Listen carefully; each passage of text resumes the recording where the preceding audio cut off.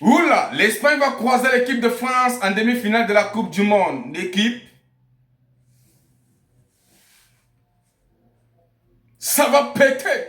Alors l'équipe en constate directement que la Belgique perd son match aujourd'hui face à l'Espagne sur un score de 2 buts à 1. Alors l'Espagne se qualifie directement pour les demi-finales de la Coupe du Monde 2026. D'ailleurs, c'est pas comme si c'est nouveau. Nous tous on connaît très bien ici que ça devait se passer. C'est ce qu'on va voir dans cette vidéo. Restez jusqu'à la fin pour mieux comprendre ce que je vais dire ou bien pour mieux comprendre ce qui s'est passé dans ce match. Mettez ce que vous en pensez en commentaire et c'est parti. Salut, salut l'équipe, j'espère que vous allez bien. Moi c'est MC Joly, ici on passe 100% football, tout ça de l'actualité. Si vous êtes nouveau à la page, n'hésitez pas de vous abonner et de partager au maximum car c'est ça qui fait le référencement. Comme je tiens toujours à dire, c'est gratuit. Tu likes, tu partages et tu t'abonnes. Je suis sûr qu'il y a quelqu'un de l'entourage qui peut aimer ce que je fais. Donc du coup, n'hésite pas à partager et abonne-toi. Et les gars, c'est-à-dire dans ce match aujourd'hui, il y avait aussi de la place pour la Belgique. Dans cette qualification de demi-finale, il n'y a rien à dire. Mais sans doute tarder l'équipe, je coupe d'abord un gros respect pour le parcours de la Belgique vis-à-vis de ce mondial. On constate que les gars ont démarré le mondial timidement. Ouais, timidement, c'était pas facile. Directement, on constate que les gars bataillent, ils ont trouvé les matchs nuls, ils ont trouvé beaucoup de mauvais trucs en cours de chemin en fait. Ils arrivent ici face au Sénégal. Les gars se permettent de donner une très belle leçon de football au Sénégal dans un match où les gars étaient mieux lancés pour perdre.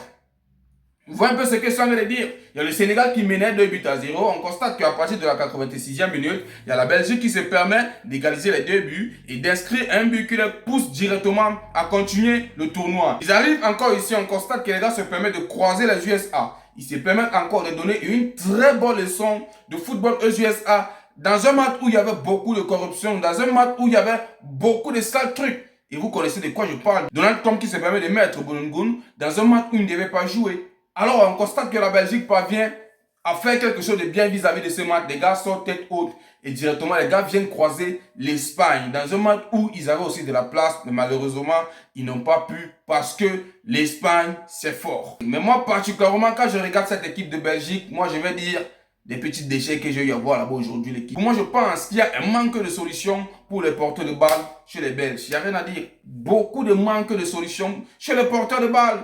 On constate que les gars ont les ballons, ils n'arrivent pas, il n'y a pas de finition en fait. Il n'y a pas quelque chose de bien, pas de solution.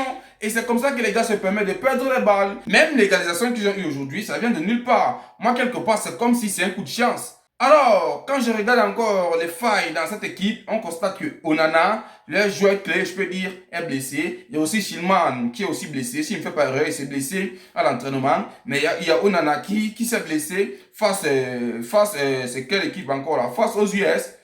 Les gars, c'est difficile pour eux de s'en sortir. Et malheureusement, Courtois vient aussi se blesser en cours de match. Donc du coup, c'est un peu difficile pour eux de s'en sortir dans un match qui était là devant eux. Ils ne pouvaient rien faire devant l'équipe de l'Espagne qui, malheureusement, pour moi, je trouve qu'elle est un peu nonchalante.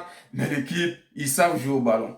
Ils savent jouer au ballon. Les gars, ils portent des ballons. Les gars se permettent de jouer balle au pied. Et on constate que la force de l'Espagne vis-à-vis de ce mondial, ou bien si on peut globaliser cette équipe, même on constate que en termes de défense, ils sont assis. Parce que ce que Cubarsí est en train de faire dans ce mondial, l'équipe, c'est monumental. C'est du malade mental.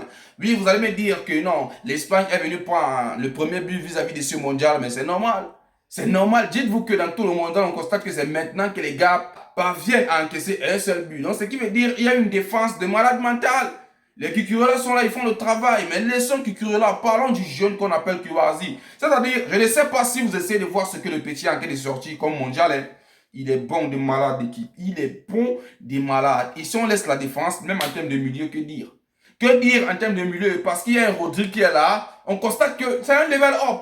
C'est un level up. Parfois, je me pose des questions à savoir si je ne peux pas me remettre en question de ce que j'avais dit sur le Ballon d'Or qu'on avait parlé à propos de Vinicius Junior. Parce que ce que Rodri propose l'équipe, non, mais c'est des malades mentales. Il est bon, les gars. Il est bon. Il fait un mondial de malades. Il fait un mondial de qualité. Et dans ce match encore aujourd'hui, même s'il n'est pas sorti homme du match, on constate que c'est Lamine Yamal qui est sorti homme du match. Je vous assure, l'équipe. Oh, c'est trop. Oh non, les gars. C'est au niveau de malade mental. Il est trop fort. Il a les feintes, les récupérations de balles. Le gars parvient toujours à être seul, libre. Bref, il a la vision, la lecture. On constate que tout marche avec lui en fait. Donc, il n'a pas trop de problèmes. Vous voyez un peu ce que je suis en train de dire. Non, il est trop fort. Il est trop fort. Il est au-dessus. Actuellement, on pense même qu'il est en train de battre le monsieur qu'on appelle Pedri. Pedri qui n'est pas trop ça vis-à-vis de ce mondial. Vous voyez un peu, même aujourd'hui, je n'ai pas trop vu son match. Mais l'équipe, on constate qu'actuellement, il est plus fort que Pedri. Alors que Pedri est beaucoup moyen, plus qu'un club vis-à-vis de ce mondial. Alors, gros respect à Rodri. Alors, si on parle directement en termes de définition, vous savez, l'Espagne, en termes de définition, ils sont aussi à 6 l'équipe. Si on peut regarder directement de l'autre côté de Lamine Yamal, l'équipe, on constate qu'il a fait une première période extraordinaire. Pour les gens qui vont se permettre de dire que non, il ne joue pas, il ne fait pas ceci l'équipe, moi j'ai vu un Lamine Yamal monstrueux.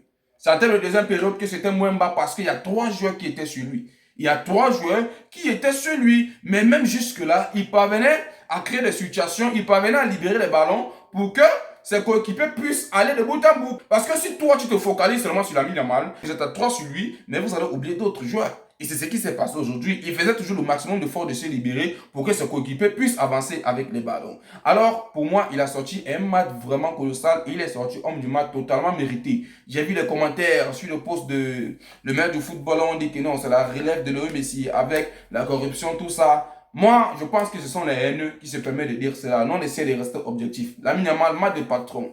Dans ce match, aujourd'hui, l'équipe, il n'y a rien à dire. Je pense que j'ai eu à parler pour les failles de la Belgique. Ils n'ont pas démérité.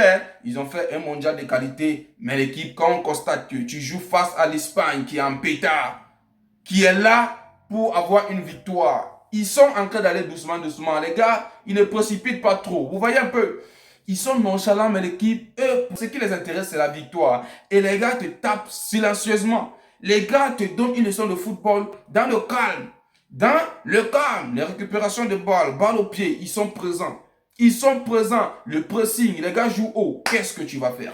Qu'est-ce que tu vas faire devant eux? Quand toi, tu as les ballons, tu n'arrives pas à trouver des solutions. Vraiment, avec des changements que tu te permets aussi de faire dans ce match, on constate que ça te cloue énormément, sans toutefois oublier les joueurs qui manquent dans ton équipe. Alors, pour moi, ils peuvent dire encore que c'était un mauvais match. Moi, j'ai vu un grand match. Sans toutefois oublier Merino, qui est encore remplaçant, qui se permet de sortir encore l'Espagne de la situation. Pour lui, il est habitué. Vous voyez un peu ce que je suis en train de dire. Parce que l'Espagne prend rapidement le contrôle du ballon aujourd'hui, les gars, et ils imposent directement leur rythme. Et on constate que la Belgique reste dangereuse en contre-attaque. Mais malheureusement, l'équipe, à la 30e minute, il y a le monsieur qu'on appelle Fabien Ruiz qui se permet d'ouvrir le score pour l'Espagne. Récupération des balles de Lamine Yamal. Le gars se permet de faire une passe qui arrive en surface. On constate que ça se discute là-bas. Il y a le monsieur qu'on appelle Olmo qui se permet de prendre le ballon directement. Il met une frappe qui a été contrée par le gardien s'il ne fait pas erreur. Alors, il y a Fabien Ruiz qui est présent dans la surface. Il ne tarde pas. Il finalise directement sur un Lucan. Donc, on constate que les buts là aujourd'hui, l'équipe, ça entre parce que c'est parce que le gardien ne se permet pas de prendre le ballon à sec. Donc, quelque part aussi, j'essaie de jeter le tort sur les gardiens. Mais que faire? Que faire? Tu joues devant l'Espagne qui te met aussi un pressing, qui joue haut. Alors, directement, on constate qu'à la 41e minute, Charles Keteléa, pour moi, il était nul dans ce match aujourd'hui. Alors, on constate qu'il vient égaliser le but. Pour moi, il était nul. Malheureusement, Kyobazi s'est fait avoir aujourd'hui parce qu'il n'a pas été rapide. Il n'a pas pu être à la hauteur plus que Charles Keteléa, l'équipe. Directement, on constate que le gars se permet de têter le ballon. C'est un lucarne, mais je coupe un gros respect au monsieur qu'on appelle Timothy Castagne. C'est lui qui a fait un magnifique centre. Et là, je me permets de dire que il y a eu beaucoup de centres. Ça s'est contré. Moi, je pense ça comme un coup de chance parce que personne ne s'attendait à ce but. Directement, c'est un lucarne d'équipe. On pensait peut-être que la Belgique devait sortir du lot dès la deuxième période d'équipe. On a menti. On constate que l'Espagne continue de pousser et monopolise son ballon comme il se doit. Alors, il y a la mauvaise nouvelle qui se dit. Il y a la mauvaise nouvelle qui se prend. Il y a le monsieur qu'on appelle Courtois qui se permet de se blesser. On prend le monsieur qu'on appelle Lamine. Les médias parlent beaucoup de lui, mais aujourd'hui, il vient. On constate qu'il n'arrive pas à sortir un match de patron. Directement, il arrive, il encaisse un but. Il encaisse un but. À peine il entre, le monsieur qu'on appelle Merino entre dans le jeu. Directement, il est entré. Merino se permet d'être là où il faut. Il met un lucarne. Il met un lucarne. Toujours en train de repousser les ballons, mais attrape à sec. Attrape à sec. Tu repousses les ballons, maintenant ça cuit sur toi. Voici ça, la Belgique, elle est restée. Alors, très très bon parcours, il n'y a rien à dire. Vous avez osé, mais malheureusement, vous n'avez pas pu. Mais je tiens à préciser, il y avait de la place pour vous vis-à-vis de ce mondial. Il y avait grave de la place pour vous, mais vous pouvez être fiers de vous. Alors, directement, on constate que l'affiche qui s'annonce là, c'est la France-Espagne. L'équipe, on connaît tous ici que ça serait un match extrêmement dur et je suis impatient de me régaler devant ce match. Pour vous, qui va gagner? Parce qu'on voit Rodri en pétard. On pense que Lamine Yamal aussi en pétard. Il y a aussi Pedri qui est là, hein, de l'autre côté de la France. On pense directement qu'il y a Dembélé qui est en pétard. Et il y a le monsieur qu'on appelle Mobutu qui est en pétard. On va se régaler. On va se régaler, l'équipe, il n'y a rien à dire. On va se régaler. Bref, très très bon match. Moi, je me suis régalé de malade. Moi, je m'attendais à ce que l'Espagne puisse passer et c'est ce qui s'est passé. Qu'est-ce que vous avez pensé du match? N'hésitez pas à le mettre en commentaire. Et surtout, toujours, les gars, prenez soin de vous. Et on se dit à plus une nouvelle vidéo. Ciao, ciao, ciao.